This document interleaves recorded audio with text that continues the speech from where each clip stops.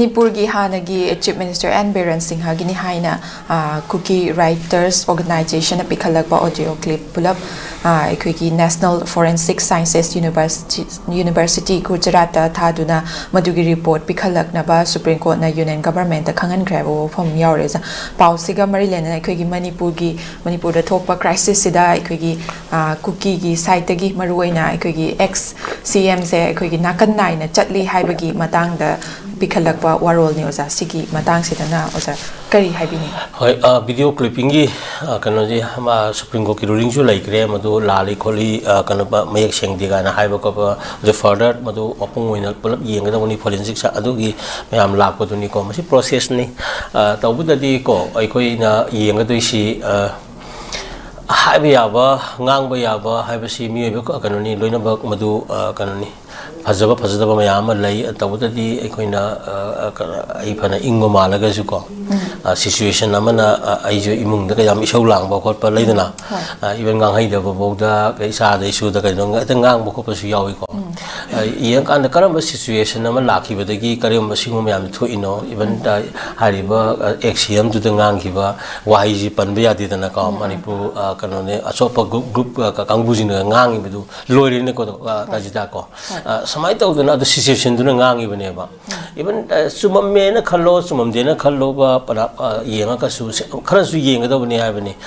thijamri thijanga da ni aseng udi puthok da bane inda adu khak puthok ba ga ngata adu natta bida situation duna thon gri ba adu ke mat ngangi da ba tawhai da ba hai gi ba mayam sing adu gi justification ju khara yenga da bane ha bane intensity amadu na koi issue natte ha bane ko ngangi ba du gi chumba ko pa akoi gi kai da Manipur ma kai da Manipur gi manung da phur mayam nungshina lemina ba malengi sanabi oina saigi mitop na lakshilaba like Tripuri syndrome Tripuri amagi laina ama na ba hauraba khoi se mutpudi akoi pamdi na ko mut ke dau sarupudi ngasi isa isu gi domta si bena payai ba dai ne ba songthok na ga tawri ise aduna sigum masine issues ne haibani da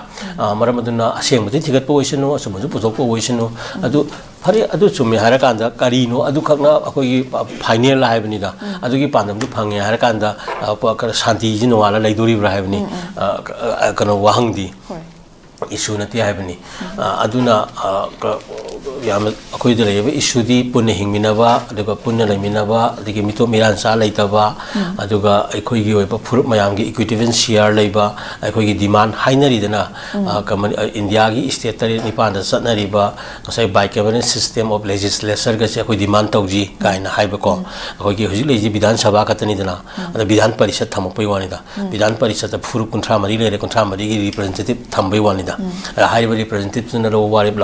lawar kanoni okay assembly hai bitare ko the higher assembly da pukhatpa retare ge di isu akan furup lei ba mayam jam pik pa even lising ani hum dang lei ba khoi jati nu di kharam nunglam kai gi am lei dena kong koiring lei mayam ji mihuchu ko yohon ge dong ni ai bani da si um gi wakhalung ge khara khanmi na kan da system mayam ji participation of our community ai katana khatang missing yam me har kan da maduna khudung chaba lawra kan da minority mayam gi kano mayam se aina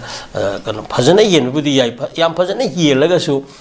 kupi lapi ka tau da di se ga na hai ba gi wa hai ga do hai ga di na saruk ka na hai ba du le na adu da dum wa khan di nuai te ba ko si sigum ba si adum thopani na sai gi sigum ba constructive oi ba posi anu ba le na am si sana da mate malem gi ka no country tani pantara mari ma sa na ri bani India iche ki state tari ta sa na ra bani by cabinet system ha ba se koi na even the Manipur assembly le ga assembly ma ka da phuru ma yang gi representative ki ka no ma Vidhan Parishad na ma leibe wani da adu asigum ba se ka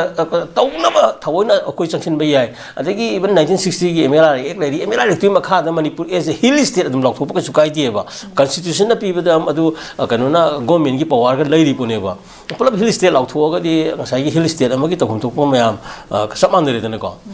khoi status mayam ma kanoni hill state ha ga di hill state tu manung da man leijaning ba majority na traga kari ga kana general section nung jen khara leijaba dun leijara ga ju almost hill state ha ga di magi oi ba kano ma state sama tonga lakturam ne ba ko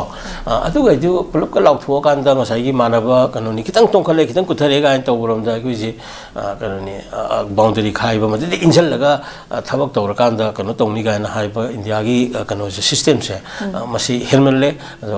hana khara khara sum matam matam gi geopolitics na ba hoina khoi sum loram mani hauji ti tawol manipur demolition theory ama sangjala ko se masi da manipur miyam na preparation ama to basange as well as the role of intellectuals ko the role of ko ye CSOs the role of academicians the social work real ko social leaders mayam singa se masi ko itang kan ko pangang ngang bu na ta kitang practically sanction within the law ko hena section na sena hu si to wari chana matamda phurup amatang gi leader sing chana bi yaroi hausi peace building process to matamda phurup masam masam yam lai sigi lusing masing chu yauna ngai peace building process da khoi yaumi na ga da bani amako yauna bagi ka to ga nimam di equal right lai hai bani da ka shanti purak na ba da si mayam jin pula sa ba mani ha ba se samana tham ba thaga cheru ja lo